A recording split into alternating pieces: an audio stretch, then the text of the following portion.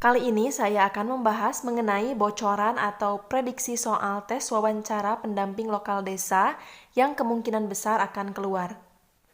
Sebelumnya saya mengucapkan selamat kepada rekan-rekan yang sudah mengikuti tes tulis kemarin dan semoga mendapatkan hasil yang memuaskan. Mungkin teman-teman semua sudah tahu bahwa setelah mengikuti tes tertulis, kita akan mengikuti tes seleksi wawancara. Sambil menunggu pemanggilan tes wawancara, sebaiknya kita persiapkan dulu pemahaman kita tentang pendamping lokal desa. Nah, kali ini saya akan berbagi dan mudah-mudahan pertanyaan ini akan keluar nanti. Simak videonya sampai selesai. Pertanyaan pertama yang mungkin muncul yaitu pemahaman kita mengenai pendamping lokal desa. Perlu teman-teman ketahui bahwa pendamping lokal desa atau PLD adalah sebuah jabatan sebagai pendamping desa di bawah Kementerian Desa, Pembangunan Daerah Tertinggal dan Transmigrasi Indonesia yang pembentukannya berdasarkan Undang-Undang Desa.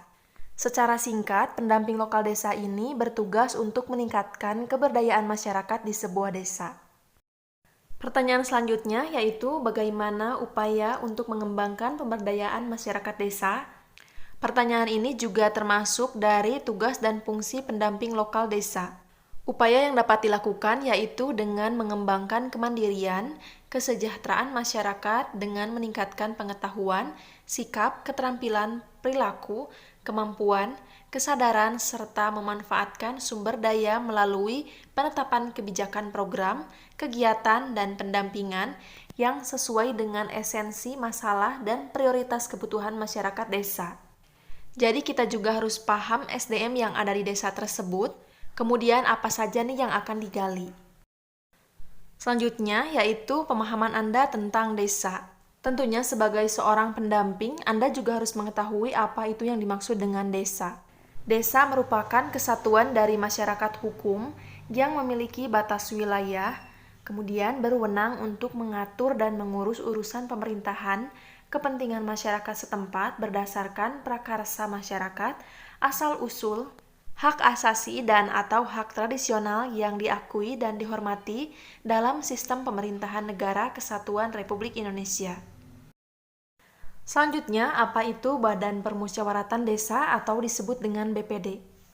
Badan Permusyawaratan Desa ini adalah suatu lembaga yang melaksanakan fungsi pemerintahan yang anggotanya merupakan wakil dari penduduk desa berdasarkan keterwakilan wilayah dan ditetapkan secara demokratis. BPD ini merupakan suatu lembaga yang anggotanya termasuk ketua RT dan RW, yang mana mereka merupakan wakil dari penduduk desa untuk menyampaikan aspirasi. Pemilihannya pun dilakukan secara demokratis, yaitu dipilih oleh rakyat secara langsung. Kemudian, teman-teman juga harus paham mengenai peran dari seorang pendamping. Dalam hal ini, seorang pendamping memiliki peran sebagai konsultan, fasilitator, dan pelatih.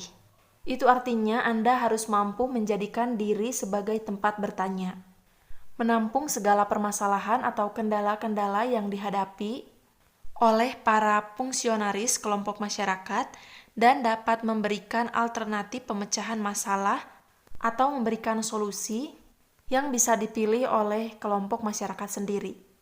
Seorang pendamping juga harus bisa memfasilitasi jika terjadi proses dinamis dalam pengembangan masyarakat menuju pada perubahan yang lebih baik. Menjadikan dirinya sebagai seorang pelatih dalam kaitannya dengan upaya peningkatan pengetahuan dan keterampilan serta terjadinya perubahan sikap dalam diri fungsionaris maupun anggota kelompok. Maka seorang pendamping juga harus mampu menjadi pelatih bagi kelompok masyarakat. Kemampuan berkomunikasi dalam menyampaikan pokok pikiran, hal ini ditekankan guna menjaga hubungan yang sejajar antara pendamping dengan desa yang didampinginya. Kemudian teman-teman juga harus paham mengenai penyaluran dana desa. Karena bagian dari tugas pendamping yaitu memantau penggunaan dana desa, apakah sudah benar diprioritaskan untuk membiayai pembangunan dan pemberdayaan masyarakat, yang tujuannya untuk meningkatkan kesejahteraan masyarakat desa, peningkatan hidup manusia, serta penanggulangan dan kualitas dalam rencana kerja pemerintah desa. Perlu teman-teman ketahui bahwa pelaksanaan kegiatan yang dibiayai dari dana desa berpedoman pada pedoman teknis yang ditetapkan oleh bupati atau wali kota mengenai kegiatan yang dibiayai dari dana desa. Dana desa ini tentunya dapat digunakan untuk melaksanakan kegiatan yang tidak termasuk dalam prioritas penggunaan dana desa setelah mendapat persetujuan dari bupati atau wali kota dengan memastikan pengalokasian dana desa untuk kegiatan yang menjadi prioritas telah terpenuhi dan kegiatan pembangunan pemberdayaan masyarakat juga telah terpenuhi. Sementara itu saja prediksi yang bisa saya bagikan. Untuk yang lainnya, teman-teman persiapkan saja apa motivasi teman-teman menjadi seorang pendamping lokal desa.